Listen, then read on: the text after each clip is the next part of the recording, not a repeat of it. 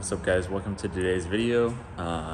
Today we're doing something a little different, just kind of random actually. I'm just trying to put out some more content for you guys.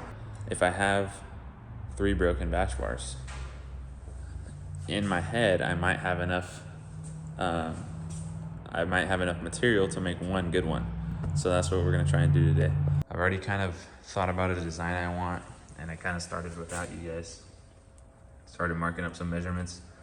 So I'm just gonna start cutting, and that way I can give you guys an idea of what I'm doing. So if you guys are wondering why in the world anyone would do this, it's just because I can, and because I want to, and because I'm bored. This is the basic design that I want. Let's see if I can get the angle right. Kind of like that. Kind of like this. These are all everything's gonna be in tighter. I'm gonna actually shape this like a V, and then I'm gonna put a jacking point right in the middle. There's actually parts of the old bash bar still on this. So I gotta get those off. It's just a pipe welding in, or I mean the tube welding on. So I just have to, I don't know, I'm just gonna cut as much of that off as I can, and then just flap this down and see what happens.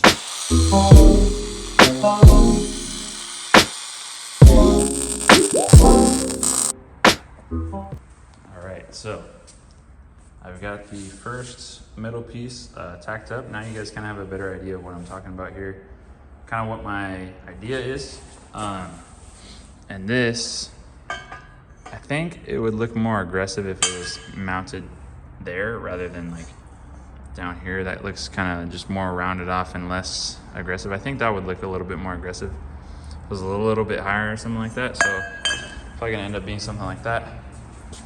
These are all, I obviously hand notch all of this because I don't have anything to do it with. My tolerances here are really good.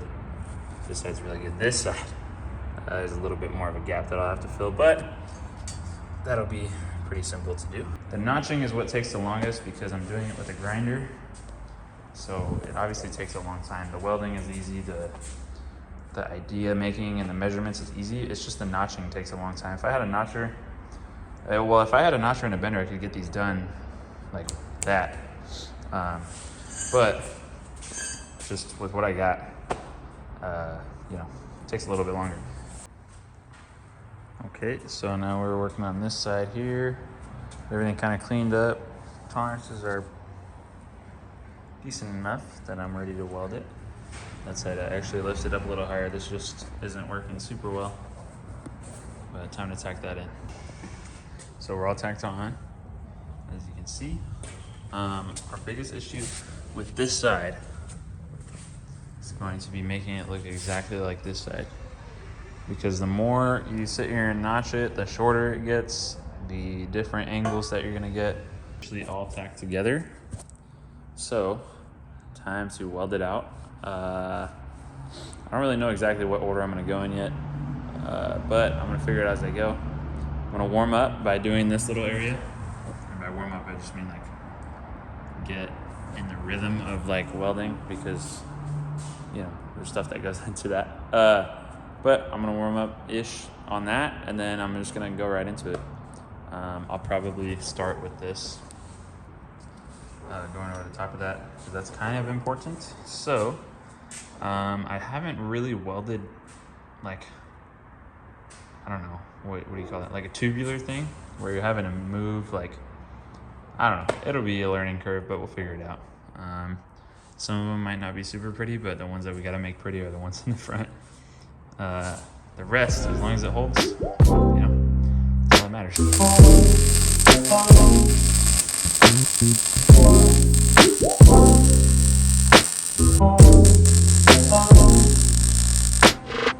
So as you can see, some of these gaps are ridiculously big. Doing my best to fill them. I mean, that's a pretty decent little area there that I got going. It just gets a little difficult to fill gaps like that sometimes. So we're working best I can. Also, I didn't really get the paint off in a lot of these spots. So they look like crap right now. As soon as I clean those up, those actually laid down pretty nicely, even though I was fighting through the paint. Not done yet. Still got a few more spots to finish. That was the first one I did. Kind of whatever. But we're getting there. Almost done, just got to fill in a few more spots. The gaps are terrible. I regret not just taking that extra time, but we're making it happen, so this is good.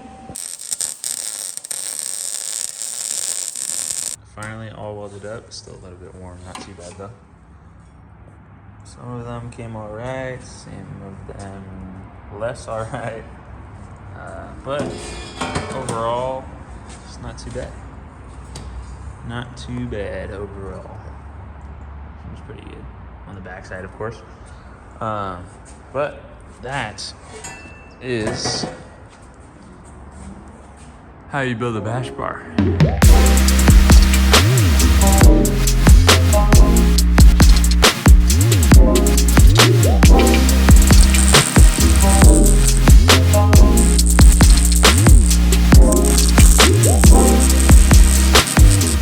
I started doing this. I'm gonna start doing that. Put smiley faces on everything that I ever build. Day number 3 today, we are going to be painting this thing. I got these. I've never used this little like nozzle thing, but I feel like it'd be good to get in these angles. Cause like here, like stuff like that, I don't know. It's just gonna be hard. So like I figured this would be a little bit better. We're going white. I hate prep, so we're just gonna do minimal prep, but we're gonna get started right now.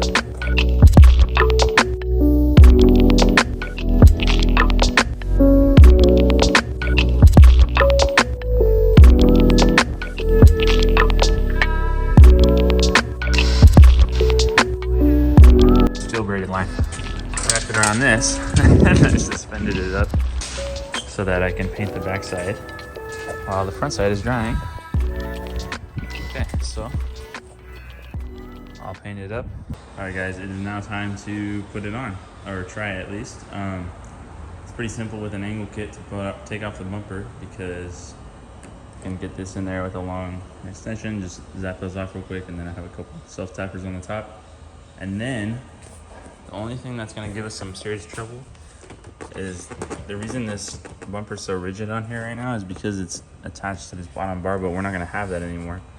So I'm either gonna have to build something to come up and around, or we're just gonna have to figure something out for that. But time to take this thing off.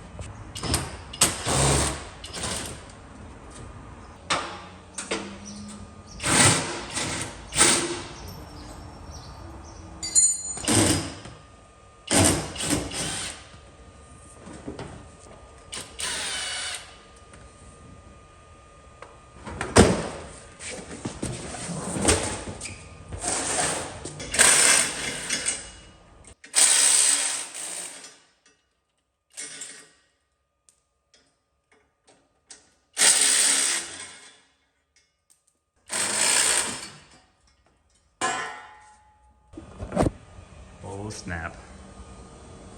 That looks ridiculous. That is insane looking. Oh my gosh, I love it. I think that looks dope. That is really cool. Stoked on that. Oh yeah. Oh yeah. That looks ridiculous. It's gonna look even better with the bumper on. Hyped.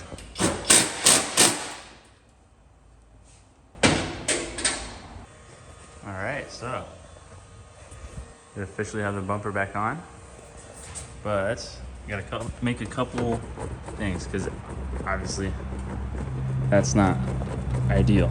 So I'm thinking piece of sheet metal.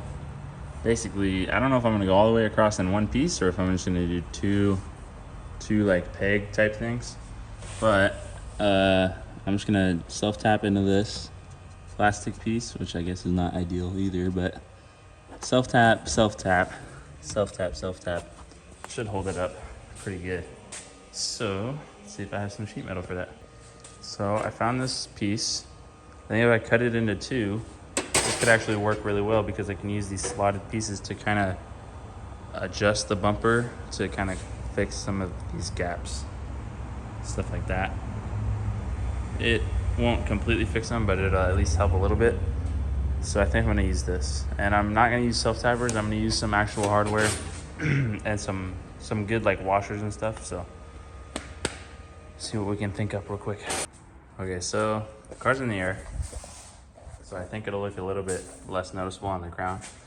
But I've got those in now.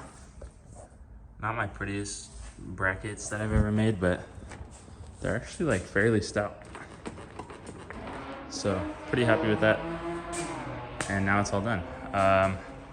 Next on the list with this car is painting the bumper. So it'll look a lot better with the bumper painted, but that looks pretty good. I'll show you guys more. I'm going to actually do a shoot at 3 with some friends for my friend's birthday. So maybe I'll throw that in this video just so you guys can see the finished product a little better.